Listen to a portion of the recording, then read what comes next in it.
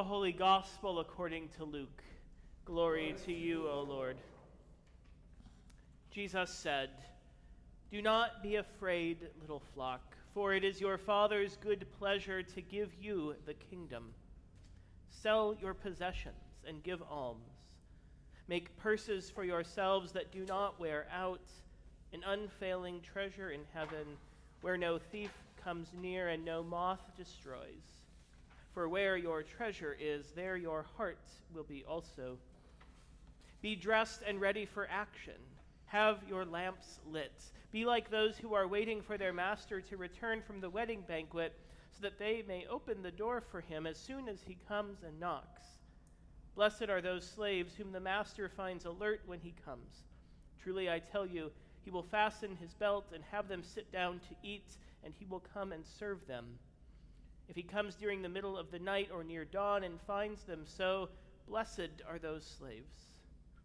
But know this, if the owner of the house had known at what hour the thief was coming, he would not have let his house be broken into. You also must be ready, for the Son of Man is coming at an hour you do not expect." The Gospel of the Lord. Praise to you, O Christ.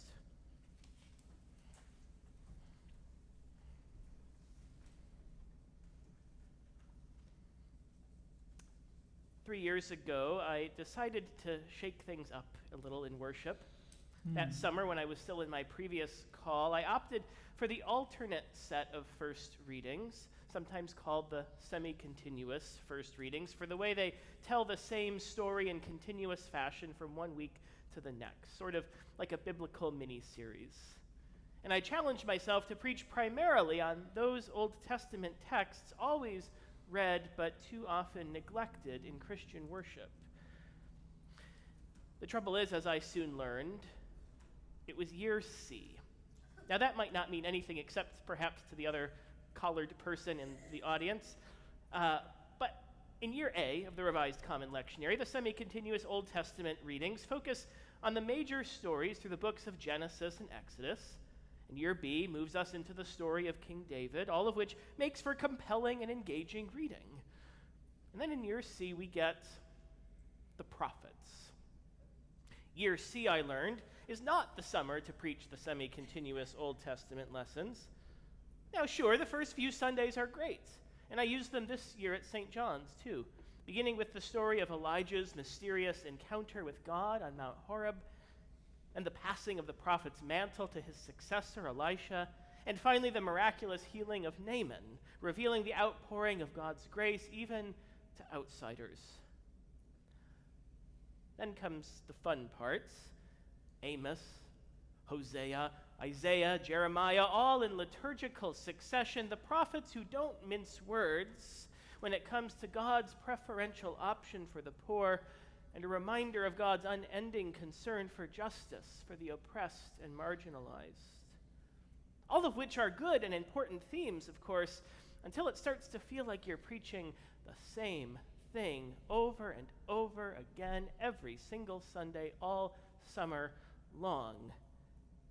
Meanwhile, in the message of Jesus, in the Gospels, surely there's a bit more thematic diversity, right?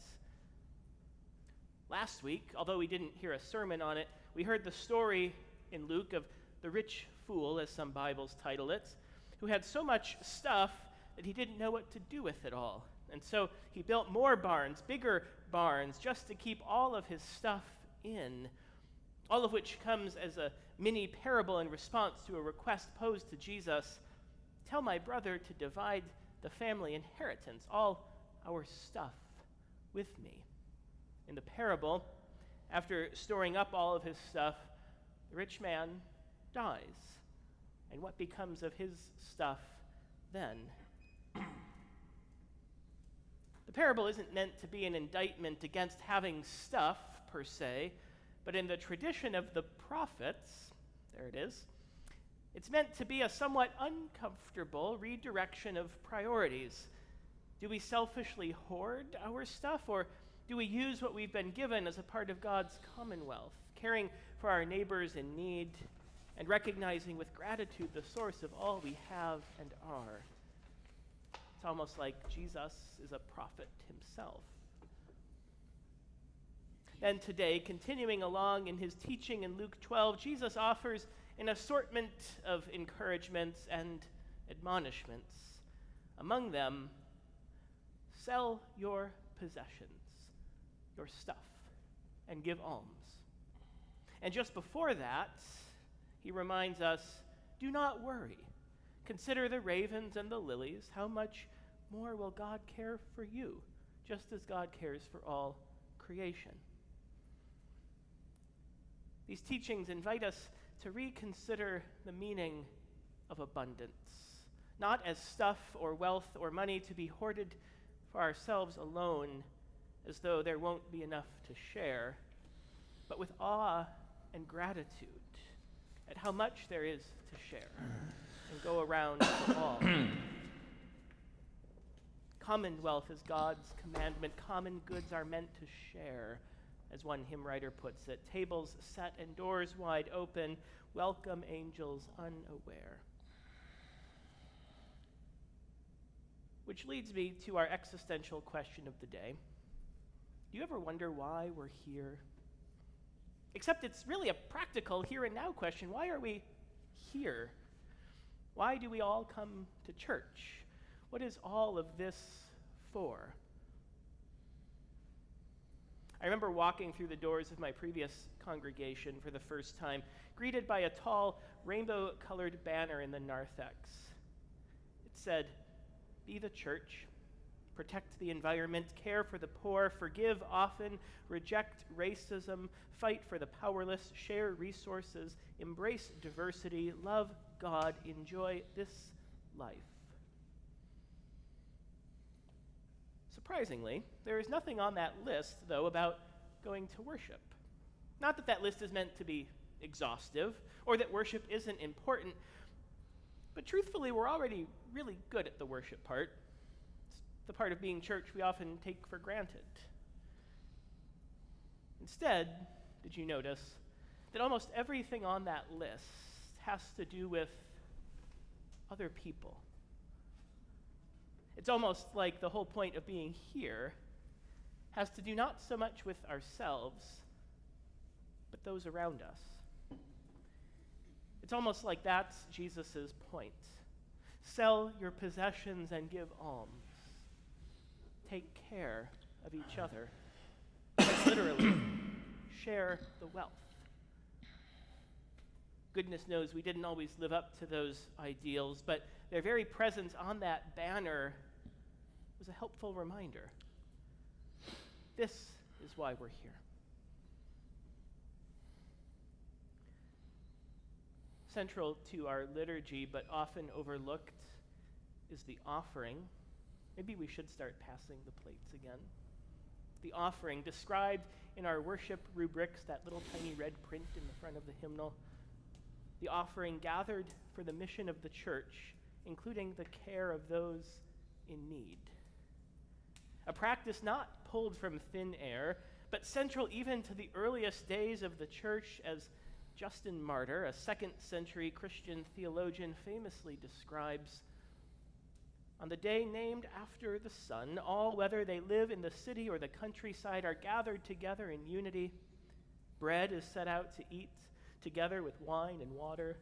The presider likewise offers up prayer and thanksgiving as much as they can, and the people sing out their assent, singing the Amen. There is a distribution of the things over which thanks have been said, and each person participates, and these things are sent by the deacons to those who are not present. Those who are prosperous enough and desire to do so give what they wish, according to each one's own choice. And the collection is deposited with the presider, who aids orphans and widows, those who are in want through disease or through another cause, those who are in prison, and foreigners who are sojourning here. This liturgy is justice-focused, ensuring the care of all and the equitable provision for the entire community, those present and those absent. Sell your possessions and give alms. Take care of each other. Christ calls us to be the church in all of what that means. As the Spirit calls us here for worship around word and sacrament, to be fed and nourished, to be strengthened, to be Christ's hands and heart in this world, so too the Spirit sends us forth from this place to take care of each other, to take care of God's world, to seek justice and proclaim God's reign of love, bearing witness to God's amazing abundance for all.